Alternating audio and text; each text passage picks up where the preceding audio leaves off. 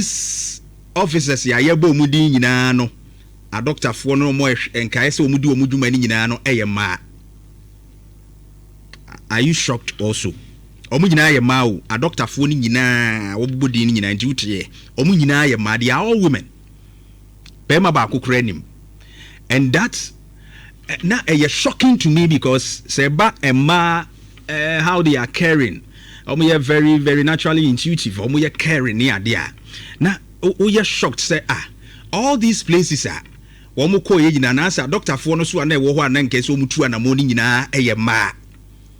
And this man never had the care or deserve. As for no birth syndrome, Parliament kra oma ka ho asemo a abiye hu say the thing is that akade bi wo ho no so doctor for ni ade hia de ya adwuma eni ho and also qualified to be no birth syndrome. Enyam panko a eni ho. Ebi wo kra de ode behwe nipa no akade bi omu hia na eni that facility ho. Tie ba ne say just wo refer o. Ebi wo ho anko won refer. It is some of these things needs to be checked. That said, ye wo no ma bi a professor kyerese nka omu ye ya enka misa we mfrim.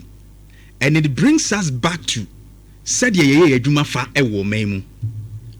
Na ade ba ko ne say professional training o man we ye mani dependi bebre on academic grades instead of passion for the job.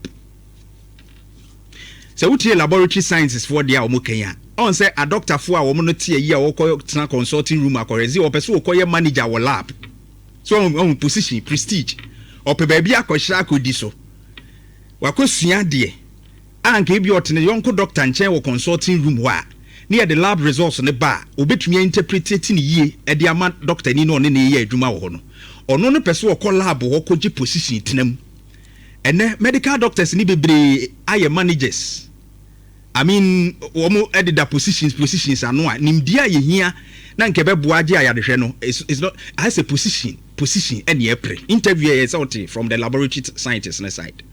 Enti ye the academic grades we nya 6 a ye ma unwuram ye nya se ya ye ma unwuram ene ko Cuba ko China ye wo mo krom ye art students ebi ye nursing wo ha wo mo di free ha ko ye aha ye se ye mo nya medicine be ye doctors ba mo di free ko China ko sua medicine e de abakuru mu ha abetro nso hwe na twa medical and dental council nso hwe na twa wo mo ye doctors ba ko wa asante mampo wa menkase bebre wo mo gum bebrebe wo mo ye nurses wo mo ko China no ko sua de and wo mba betro medical exams na pass ba Ghana ha ne ye fin se wo ma bon ono de oye doctor enye yie mi wa nipa no so wo passion so wo be ye doctor agi nipa nkwa. In fact, let me use Francis as a case study. Dr. Francis wo hwe ne passion a wo de ye adwuma no wo kunu ho de ye adwuma na okọ China ne ko sua medicine oye nurse nyina no person oye medical doctor ba kromu ha no KNUS so wo mfa no UCC so wo mfa no Lagos so wo mfa no de entia because the basic qualification no we nya grade say we depend on that. At the end of the day okọ China ko sua ba ye na oba ha ne ya gina tum emu obo adwuma chen doctors ni bia ebi di 6 na ko KNUS ni ade no we mu a omudin abeba ba ni ade wo bebisa omu grade no fe but the passion for the job ebi anedi ho mistake there etimi but there are minor things bi wo ha esi na obisa won say the professor e kan at least obi o bleed there infusion fasting so be infusing no untimi nka say bleed no bleed ni emfa ne nkosa. And some of this a love for the job by ya restricting na academic qualification ni kuya wo kromu a ene kra yes KNUST so obi o ye nurse a wakosua anatomy wasua medicine why microbiology aye all the sciences courses were nursing no also obey medicine KNUST is wo anya science wo SHS ya ye maninye like odwin kra ontiase so wo anya science ewo SHS ya ye maninye medicine no. But one year science we SHS no watimi akoye nursing ya anatomy biology wom no ma bebre we sua why medicine wahunu medicine 1 why medicine 2 esua no ma bebre about human body no ma sciences no wasua bio abeye nurse no yesi ama ne nya medicine because SHS no wanye science ba sa nurse ni kro na ka US amfa no be ko China akọ Cuba ne ade akọ medicine na ba abeye best of the doctors e Ghana and we've seen some of them China for obom ko China bi ba ya abeye best wa ya desua ne ya academic system no enye papa. And some of these things we say am I who the SCA e kwa animu no. A doctor phone should be clearly they are overburdened. Almost numbers ni sha. A nurse phone susu kra sha. Numbers ni sha yenim problem wo. So you can no bed syndrome na. And yet to say bed ni won ko say ya. Even the human resource ni pe be ya adwuma no. So committee. After this, what next?